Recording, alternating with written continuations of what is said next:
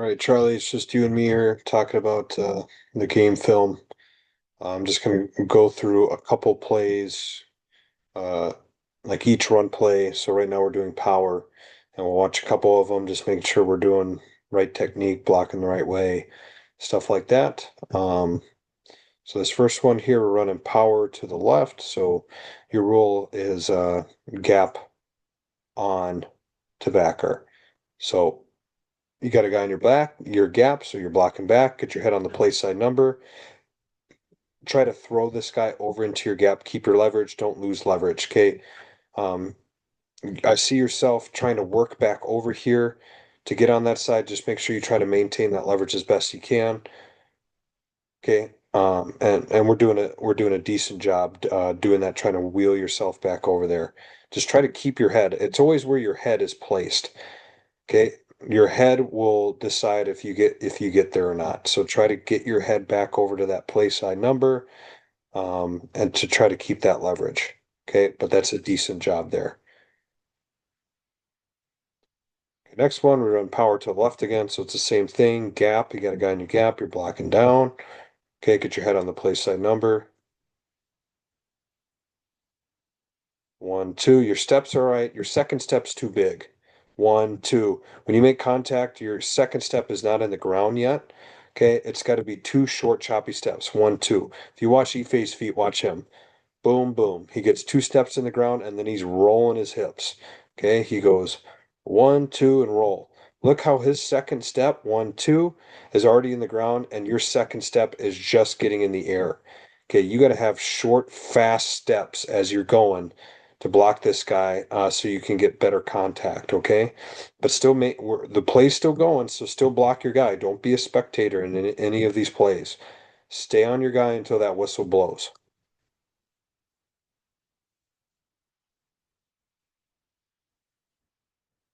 Okay, same thing. Your second step's just it hangs just a little bit there when you make contact. Okay. Um, Remember with your first step, you can lose ground as a center. Since you're right on the ball, you can lose ground with that second step to help you get that first step down. You're doing a good job trying to wheel yourself over and get this guy away from the play. That's good. I would just love to see you to have inside hand position here. Have inside hand position, so you can get a better strike on him. Okay, and that's your offhand too. So really, we should be good with that offhand. Um,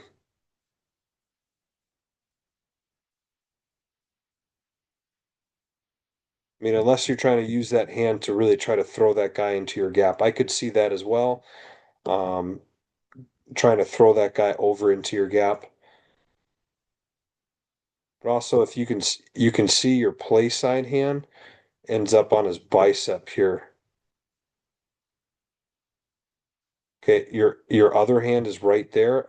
I'd like to see that hand inside. I guess this hand I'm not so worried about. I'd like to see it inside his hand on the breastplate as you're trying to punch this guy. But I can see how you're trying to throw him over into your gap. But then don't be a spectator because this play's still going.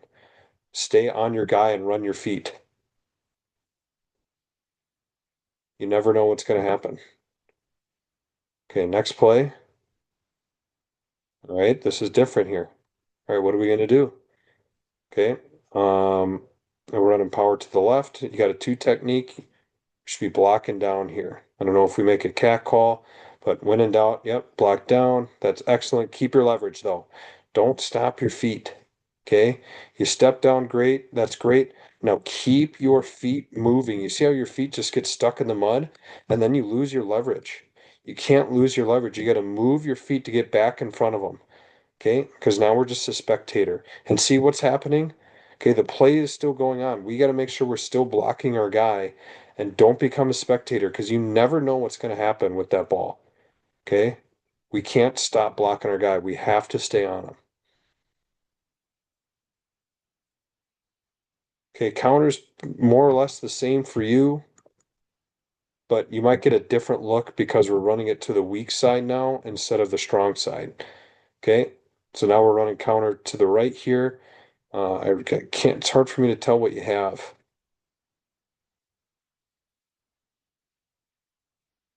Okay, so Charlie, and it might be my fault not explaining this well. If there is a cat call, you are responsible for that backside three technique. The tackle is coming to help you, and then he's wheeling back to the five. So if there is a cat call, you are responsible for that three. I don't know if you saw that Mosman like totally took him over and then you were working up, but if there's any sort of cat call, you are responsible for the three. That is your guy. You can't come off him because the tackle is looking to come off on the five technique. Okay? So if there is a cat call, you stay on the three. That is your guy. If a tackle makes a cat call, stay on the three. Okay, I don't know if that was the case though. I'm just assuming since you stepped back there. Now, let's say it's not. So there's no one in your gap, there's no one on you, there's no two technique, it's just a three technique. Guess what you get to do? You get to just go straight to first backer inside. Okay, if there is no cat call made and there's no one gap on, you just get to work to first backer inside. So you would work to this guy right here. Okay. All right, this is when the plays start. The end zone camera, we don't get great footage. Okay, so here we're running counter to the right. We're blocking our backside gap. We're blocking on this backside one. Oh, sorry. He looked like he was a one. So it looks like you got a zero almost. Yep, so if they make a tag call here, you got this guy by yourself. Get your head underneath his chin there. That's good. You dip your hips, you get underneath him, your hand position is good, and you try to cut him off from the play. So that's a good job, but you just got to keep running your feet and staying on him. Okay. Really try to wheel yourself around here. Yep, I see you doing it right now. Keep working this direction to cut this guy off from the play.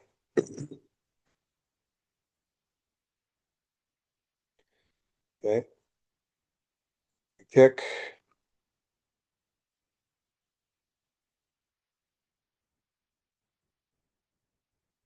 So here this is when we have a little oopsie here on the in the game. Okay. So we're running kick to the right. Your rule is gap on double. Okay. You have a guy in your gap, so you got to block back on him. Okay. You should be blocking back here, blocking back. If that guy disappears, see how this linebacker's coming? You need to be blocking this backer. You need to be blocking your gap. There's a guy in your gap. If he disappears, someone else is coming, so you should be picking up this linebacker here. You should be blocking backside. When in doubt, always block your gap because we have a guy coming free. Okay, and he almost makes the tackle. Now the only play where we lost yardage, the only rushing play where we lost yardage is because we did not block our gap. Okay, this is the same thing. We're running kick to the left. We're all responsible for our backside gap. You have a backside one technique. You need to block back on them, and because we don't, they get a tackle in the backfield. Okay, kick, you are responsible for your backside gap. And if there's a guy in your gap, you have to block him. Okay, those were two plays in a row I showed there where we were not gap accountable, not blocking our gap. And this time it really hurts us here. Okay, it's 3rd and 1, and they tackle us for a loss because we're not blocking our gap. We got to make sure we know where we're going. Okay, let's watch a couple sprint outs.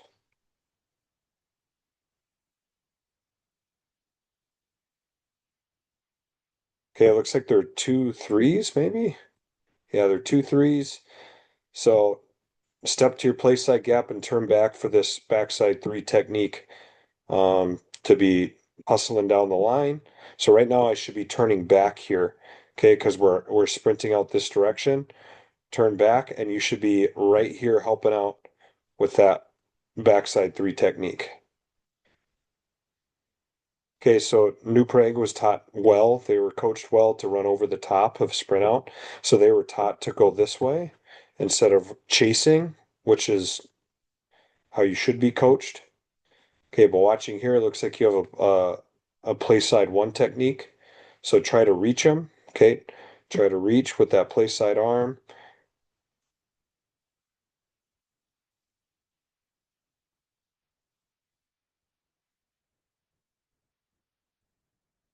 Try to reach that play side one.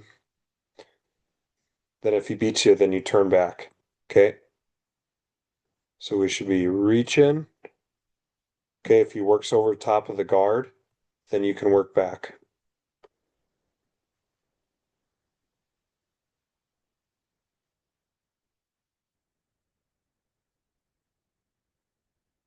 Watch toss.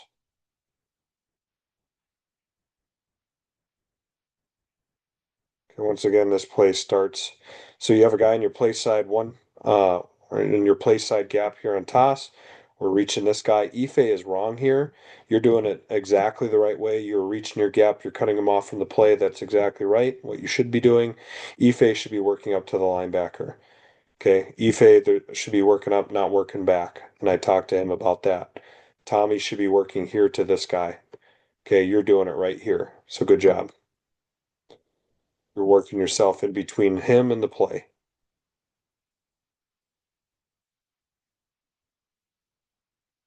Okay, here it looks like you have a play side one. Trying to work your head across. Remember, it's all about your head position. Okay. Step back with your near foot, with your play side foot. Try to throw your head across his body and then run. And then run, run, run, run, run to try to get there. Okay. Unfortunately, he's the one that makes the tackle here, right? Now we get a 6 yard gain, but your steps really should be step back, second step to the crotch, and now I am running, running to get there. I'm going to try to find some NFL clips of centers uh, trying reaching guys to try to help you out here.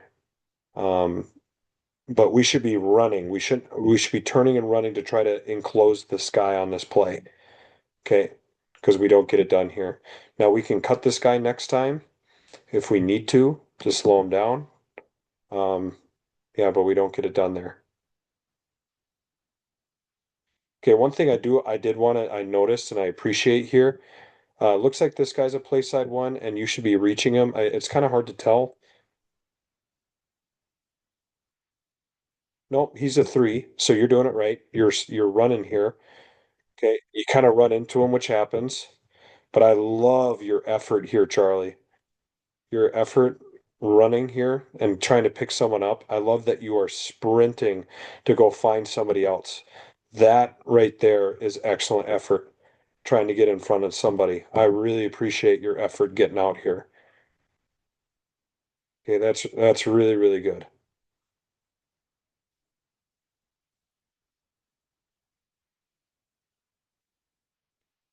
Um, okay, I'm running low on battery here, so I gotta hustle up here. Let's watch Dart here.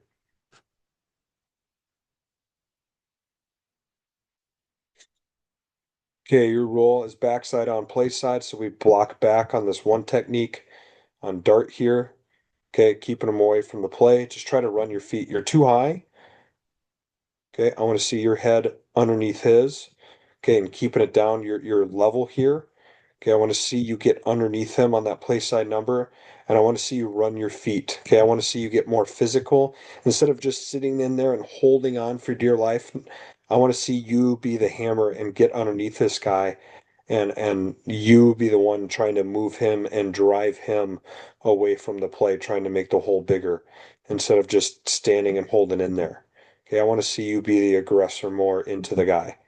Okay, same thing here, running dart to offensive left. Your rule is backside on play side. Okay, so you step backside, he slants away.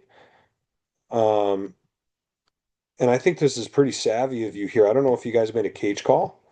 Okay, I would make a cage call here, work into the backside backer. Okay, but that guy disappears. Your footwork kind of looks like it gets a little messed up here.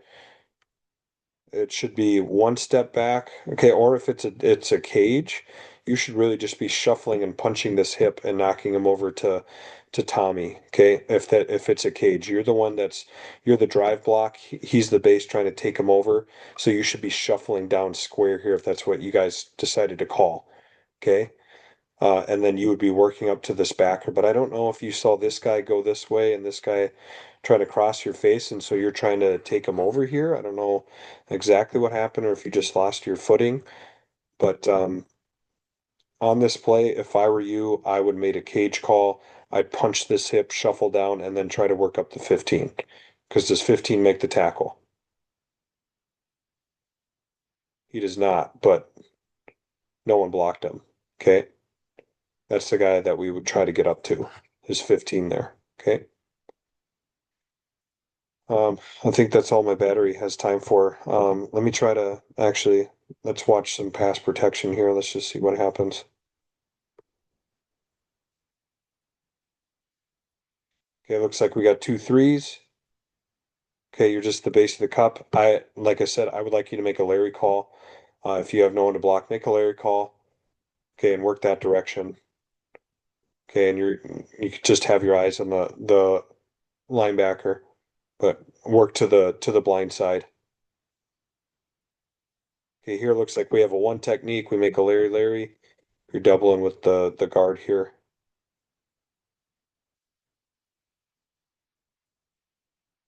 Good job. Moving your feet. That guy doesn't go anywhere. That's perfect. Okay, here it looks like we got two threes again. Okay, for just staying base of the cup, you do a nice job looking for work.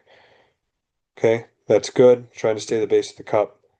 But as I said, I want us to try to make a Larry call here, um, in case this backer comes. Okay, so we make a Larry call. So you two can be responsible for this, that linebacker on that side and that guy. And then the A back only really has to worry about him. Okay,